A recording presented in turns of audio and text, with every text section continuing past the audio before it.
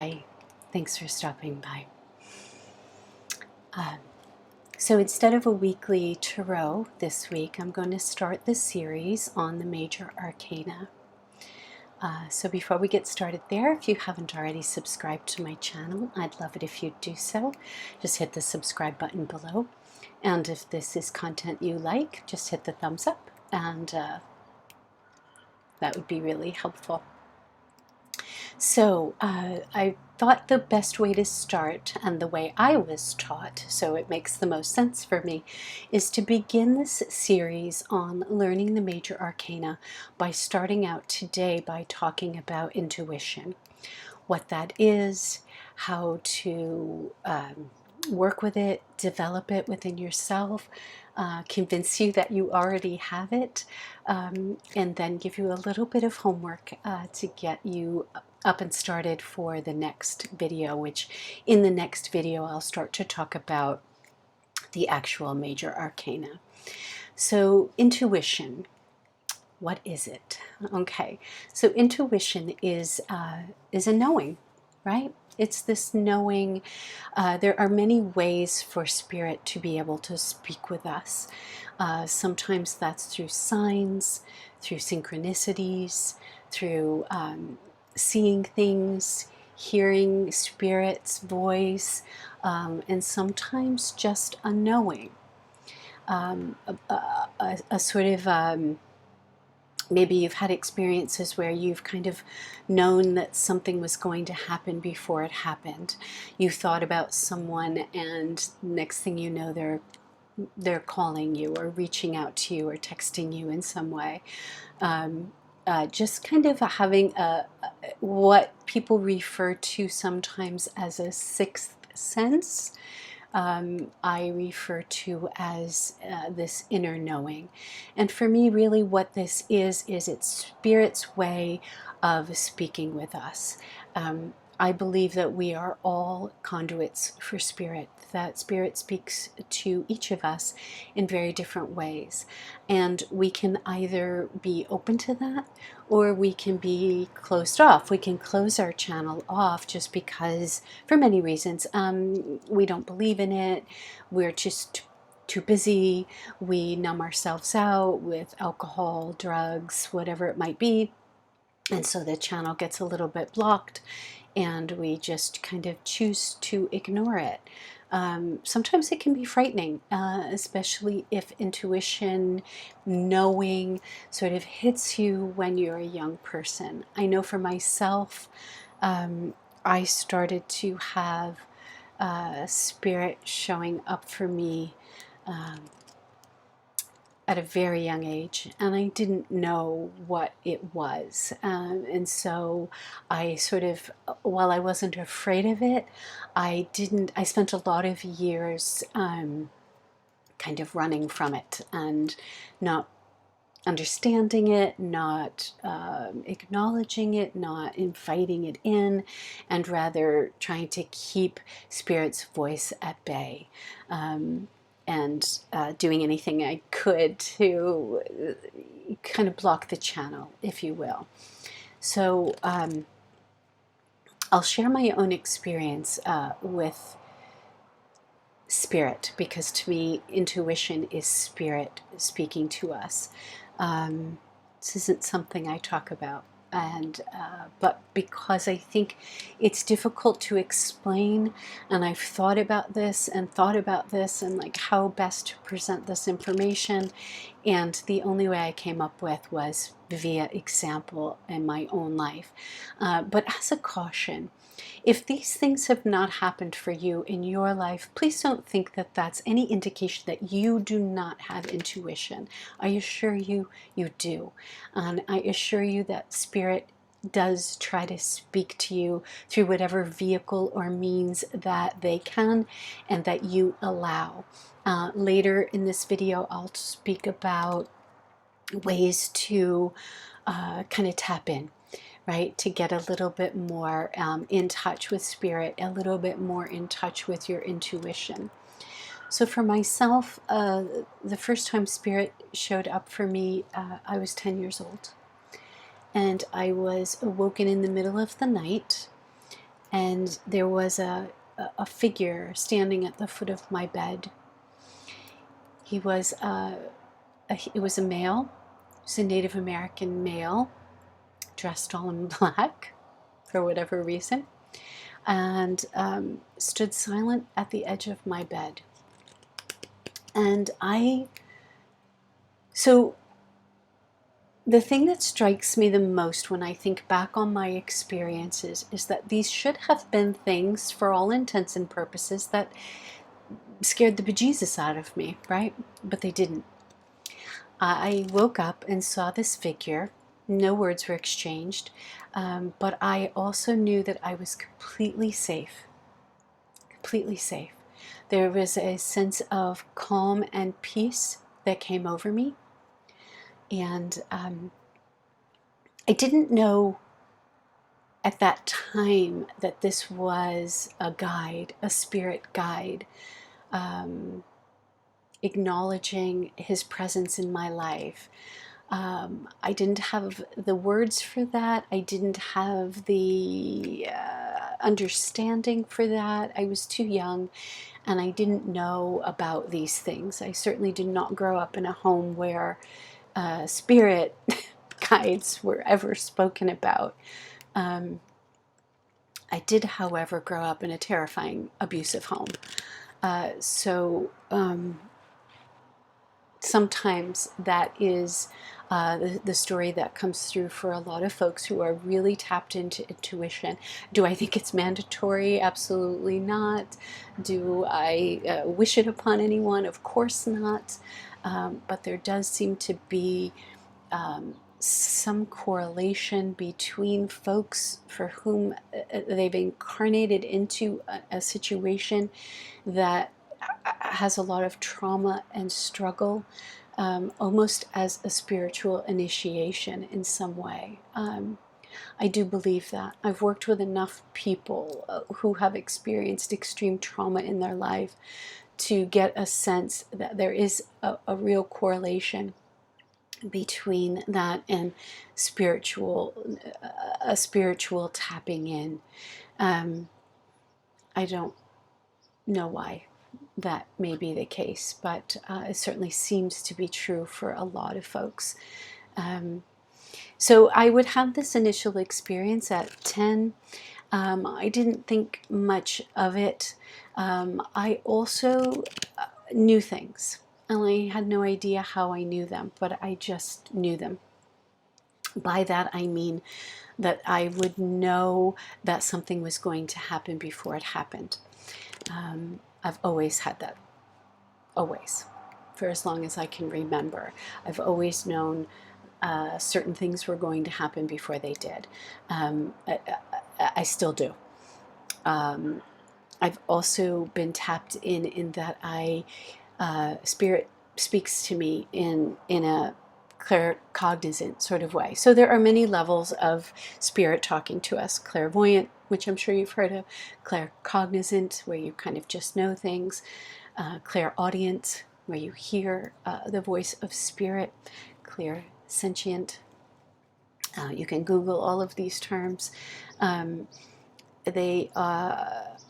I don't believe that there's any one way that spirit connects to us.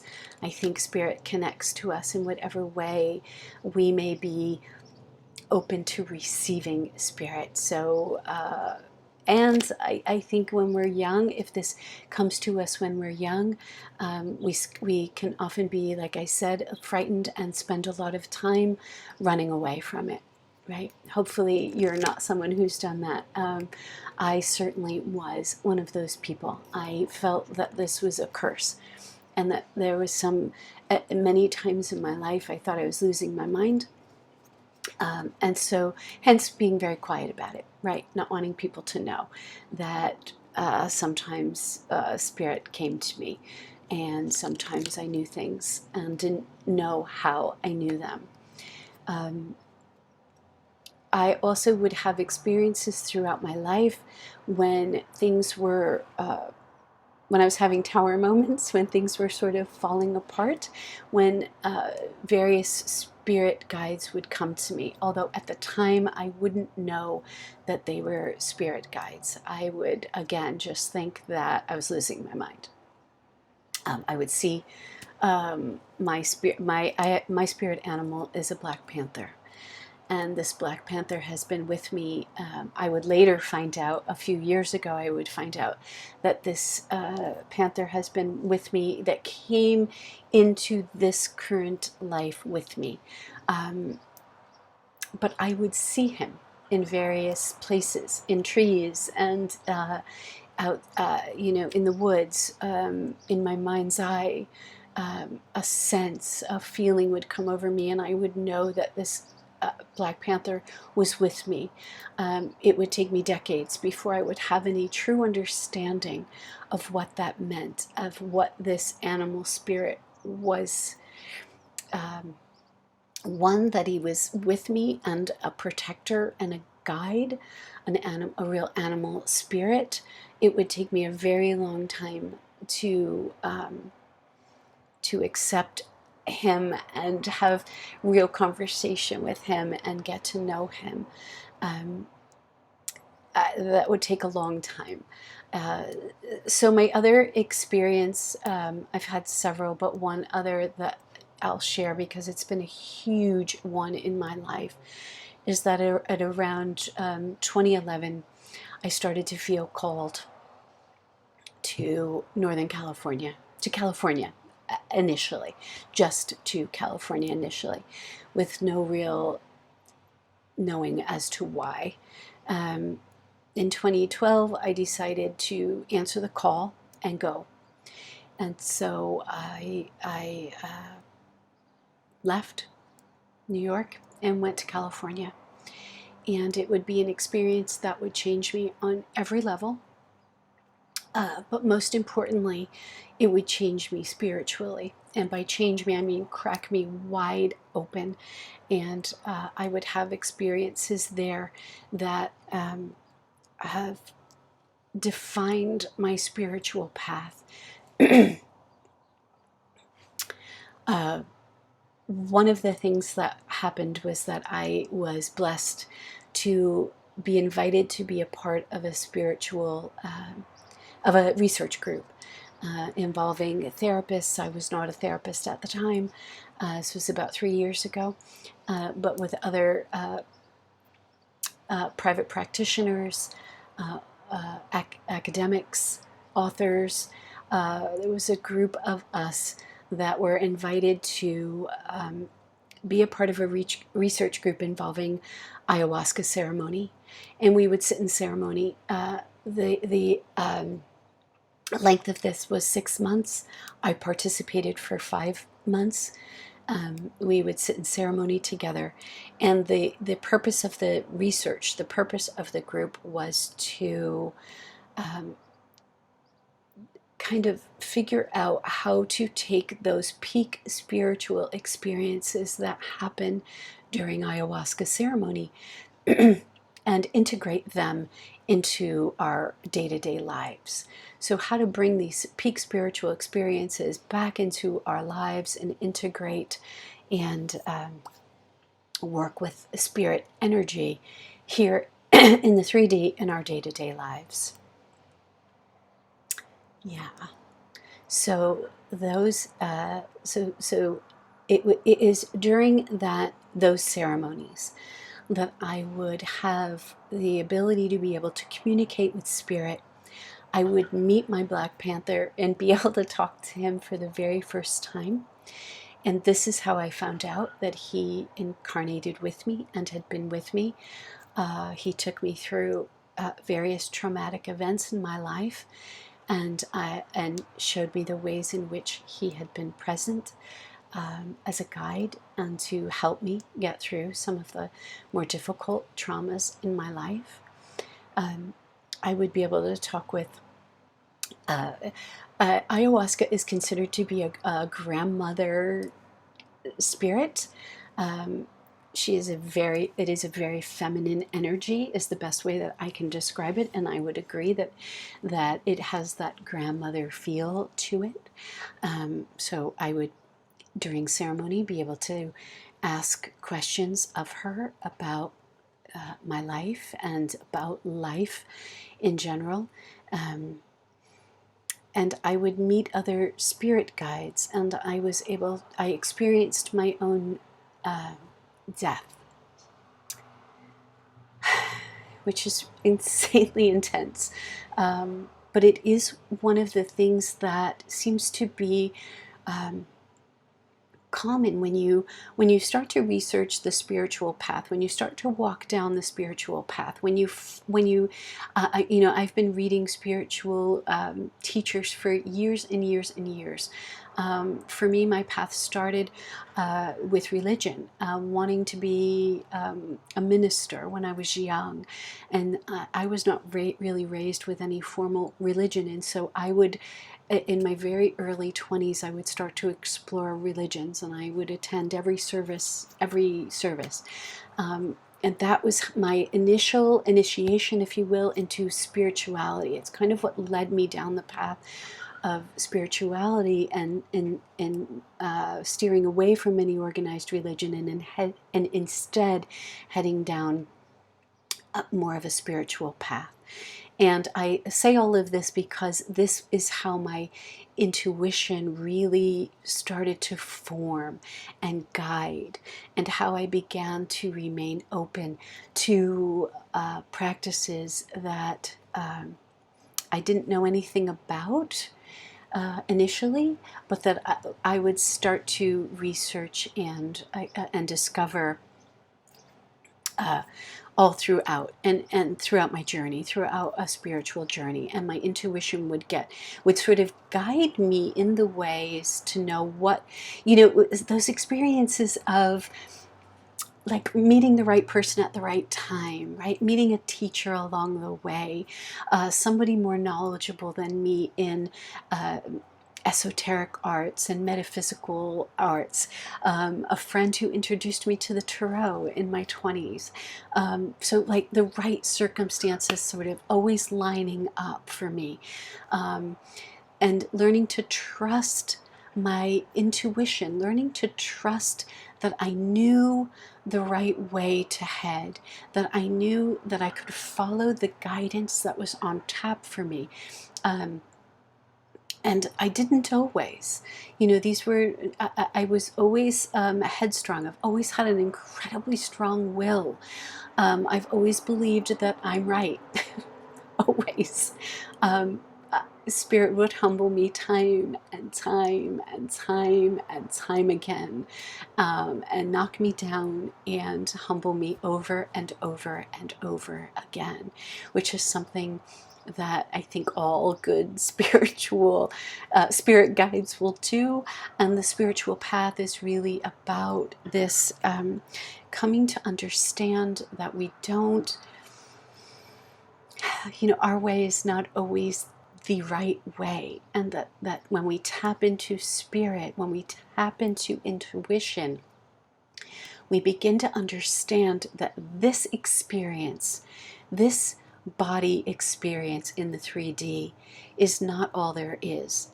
When you do things like ayahuasca or microdosing of ketamine or mushrooms or any other shamanic drumming, where you do not have to have any sort of drug-induced altered reality, but yet you still enter into an altered space, an altered reality, you begin to understand that time is fluid. Time is not what we experience it to be here in the 3D.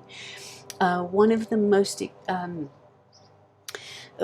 best experiences that I had in these ayahuasca ceremonies was that time is completely fluid, and there's so much more than what we experience here in the 3D, which really allows us to understand that we truly are a channel, I believe, between a higher guidance, higher wisdom, divinity, if you will, and this experience here in the 3D. And so that research into how to take peak spiritual experiences and bring them into this 3D existence is how my intuition sort of exploded, my spiritual path exploded, and my interest and exploration of different healing modalities other than traditional therapy, which, you know, serves a purpose as well, but it is not my preferred go-to modality for healing, certainly. The integration that can take place when we enter into these altered states of reality, and again, they do not have to be drug-induced. Shamanic journeying is an incredible way to get in touch with spirit guides. And you do this just by listening to a drum track, right? So let me back up for a moment. My teachers along the way, Sandra Ingerman is a fantastic shamanic practitioner. She's been practicing for decades. I studied with her online, also while I was in Northern California. Certainly that is an area for all, for spiritual exploration. That's definitely, the West Coast is definitely, in my opinion, more prolific than the East Coast. You just have to search a little bit harder here on the East Coast for these things. But I did, she is a master of shamanic journeying, and so I did a lot of work just with her online, and practiced with this shamanic group and a shaman in Northern California through ayahuasca ceremony. I met several shamans who were doctors by day, chefs by day, musicians by day, but who had a very, very unbelievable spiritual practice, and we're present at ceremony and there to kind of guide, and also we're there for assistance afterward. We would come together in a group after and talk and share our experiences and what we felt they meant for us. My tarot teacher is Lindsay Mack of Wild Soul Healing. Also on the West Coast, I got a chance to study with her in a group retreat, which was amazing. She is very knowledgeable in tarot and spiritual work and intuition, and guides you through that process of learning the tarot and getting in touch with your intuition. So the reason I bring this all up is because a lot, you can study the meaning of the tarot cards, which I don't advise, not early on, but you can do that. But it's better, for lack of a better word, a lot of tarot reading. You can read by studying others who've come before, who have, there's thousands of books out there on what the meanings are. The cards are loaded with symbolism. But I don't advise it early on, because what I have found, what my teachers have taught me, and what I have found that they were absolutely right, is that tapping into your intuition is the way to really, like, the cards, spirit will speak to you through the cards.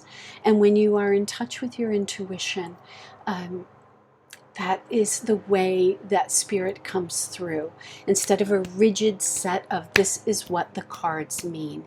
Because in different readings for different people, the cards come through and mean very different things, which is why when you see some readers say, that they are intuitives, that's what they're saying, is that spirit is speaking to them through the reading.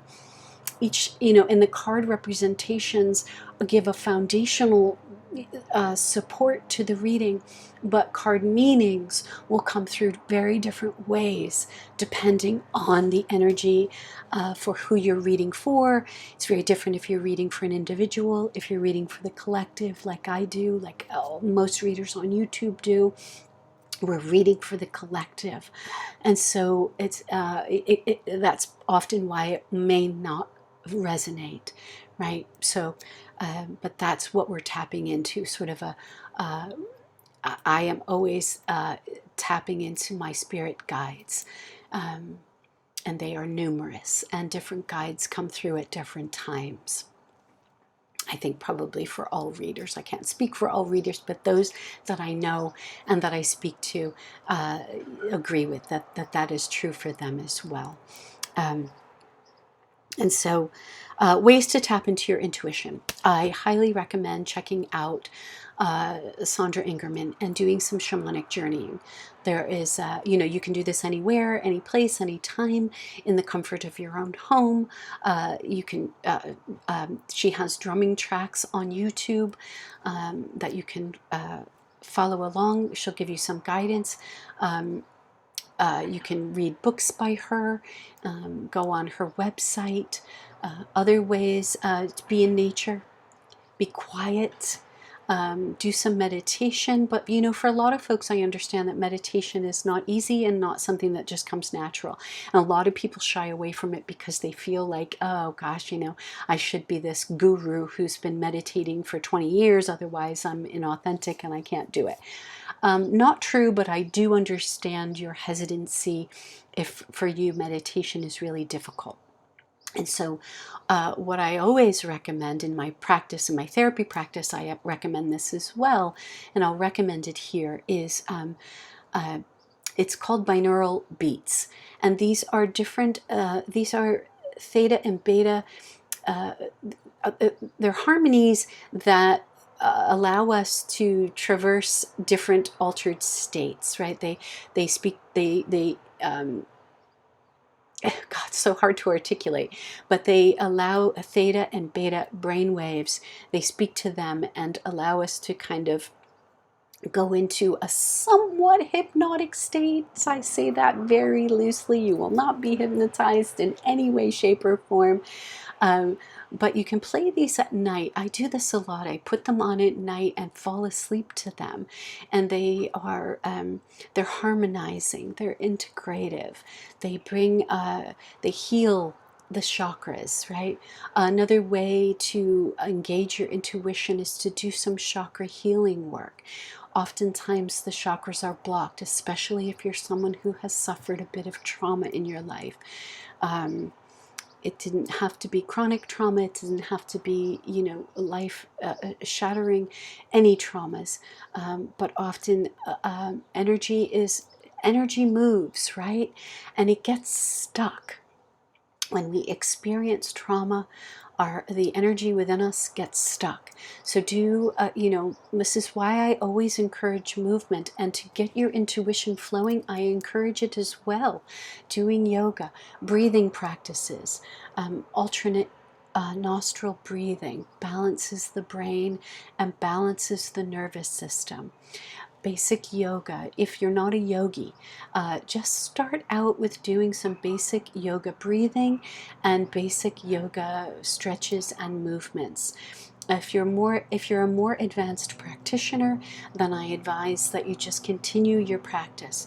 I hope you probably have to have a home practice right now since yoga studios are not open. But any sort of stretching, breathing, quiet, be alone in nature. Go to your favorite spots. If you don't have a favorite spot, start investigating and finding some favorite places. If you're lucky enough to live by the ocean, spend a lot of time there. If you're like me and you live in a place where water is abundant and there's waterfalls and swimming holes and such, go to those. Spend some quiet time in nature, just listening, right? When we're quiet, we can tap. Spirit has a really difficult time getting in when we're busy. The brain is always going and we're, engaged in a million things all the time, and we don't allow any quiet time. You really need to be quiet to hear Spirit in all of the ways that Spirit will present. Start to ask for guidance. Pray to whomever you pray to. It doesn't matter. It really does not matter. But spend time in prayer and in gratitude. I can't stress enough how important gratitude is to no matter what your current situation is. And believe me, I know how difficult it can be to feel grateful for situations that are abusive, that involve poverty, that involve a trauma. If you've lost work, if you're all alone, if you're in an abusive situation, I understand, believe me, how difficult it is to find gratitude. But it is invaluable, even more so than when life is going great. It is even more invaluable to be able to find gratitude when it feels as though there is nothing to be grateful for. These are the ways in which Spirit is able to move through us and communicate with us. Listen to your dreams. Pay attention to your dreams. Maybe keep a dream journal. Maybe keep a gratitude journal. Check in every day. You know how I always say, pay attention to your thought patterns. Where your thoughts go is what the universe brings more of toward you. So if you spend your day saying F this and my life sucks and everything is bad and people are terrible and life is awful, and because believe me, there's a lot of that going around right now, right? Gosh, there's so much to be angry about, so much to feel negative about. I want you to be so mindful of that, because like breeds like, right? If you spend your whole day thinking about everything that's wrong is going to find you. Now, this is not, Pollyanna stuff. These are universal laws. So spend time. So basically, spend time engaging in some yogic breath, alternate nostril breathing, deep breathing, beyond the chest, breathing all the way up, holding the breath for a moment, deep exhales, doing 4 to 6 to 8 rounds of this, where the exhale is longer than the inhale, okay? Yoga, any way that you can stretch the body, move the body, shamanic drumming, shamanic journeying, which is shamanic drumming, doing some research into that, prayer, spending time in nature. All of these things will get you closer to Spirit. Spending time in nature for me has always been the way I have found animal spirits. Hugging trees, just being with trees, being outside, watching the birds, watching the way in which nature it continually moves, right? Knowing that we live in, life is spiralic, right? Everything is birth, death, rebirth. I want you to start to look around you at all of the ways in which this plays out in the microcosm and macrocosm, right? Internally and externally, in the environment and in your own life. The ways in which there is birth, death, and rebirth. That spiral is always happening. The planets, right? The earth spins, the planets spin. Nature, just look outside. Seasons speak to this. Everything sort of speaks to this, okay? All right, so your homework. As I move forward in the lessons on the major arcana, I'm going to be using the classic Rider-Waite. This is a bit different than what I use in my regular readings. I use the moment after tarot. I don't know, it's just always spoken to me. So classic Rider-Waite. Get a little bit of weird light here. Classic Rider-Waite. Okay, these are the images that we will be working with, that I will be sharing throughout. It's the most universal deck, which is why people use it to teach tarot. If you don't have the deck, no worries. You can certainly Google these images. And to bring them up on Pinterest, just Google them. They're everywhere. They're absolutely everywhere. If you'd like to invest in a deck, you can find a deck typically $20 or so. There's a lot of, in tarot circles, there's a lot of talk about how to get one's first deck, that it should be gifted to you, you know, yeah. I bought my first deck on Amazon. So I have been gifted decks, certainly, but you know, no worries. However you get get your deck, and if you don't want to spend the money right now, perfectly understandable. Like I said, Google the images, okay? And what I want you to do is I want you to go through each card, okay? And do not, please promise me that you will not look up the meanings anywhere of what the cards mean.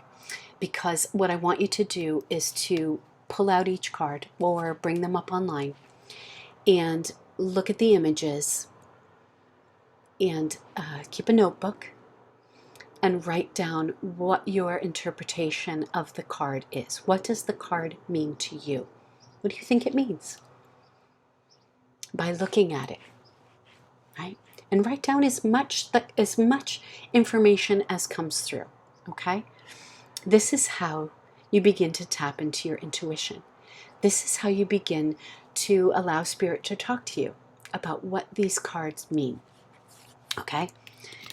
There's 22 of them, so take your time with it. I'm going to start to work on the videos. I'm not quite sure yet. I'm not going to do one card per video. I don't think. I think I'm going to do them a couple at a time.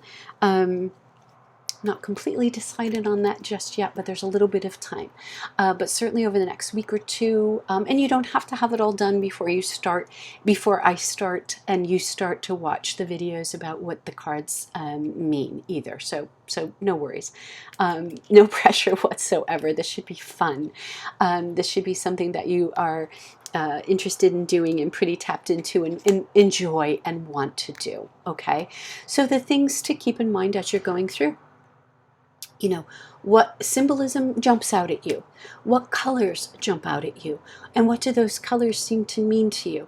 If you're at all versed in numerology, pay some attention to the numbers, right? They're all Roman numerals.